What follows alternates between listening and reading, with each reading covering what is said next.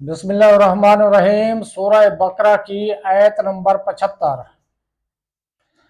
آفتطمعون ان یؤمنوا لکم وقد کان فریق منہم یسمعون کلام اللہ ثم یحرفونہ من بعد ما عقلوہ وہم یعلمون۔ ترجمہ کنز العرفان۔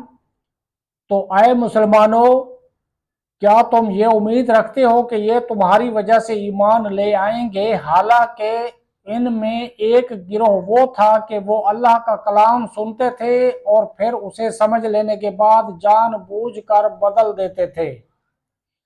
آفتطمعون، کیا تمہیں یہ امید ہے؟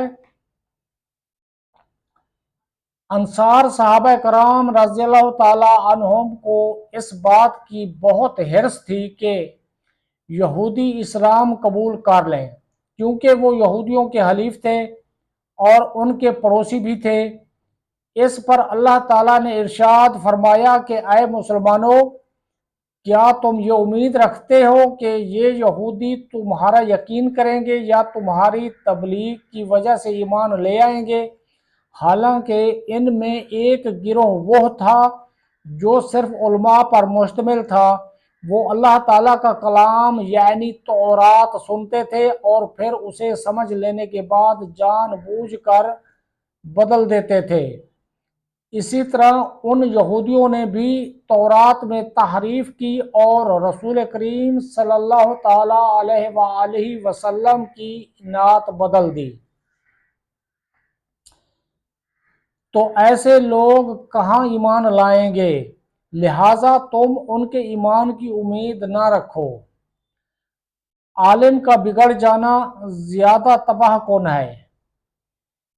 اس سے معلوم ہوا کہ عالم کا بگڑنا عوام کے بگڑنے سے زیادہ تباہ کن ہے، کیونکہ عوام علماء کو اپنا ہادی اور رہنما سمجھتی ہے۔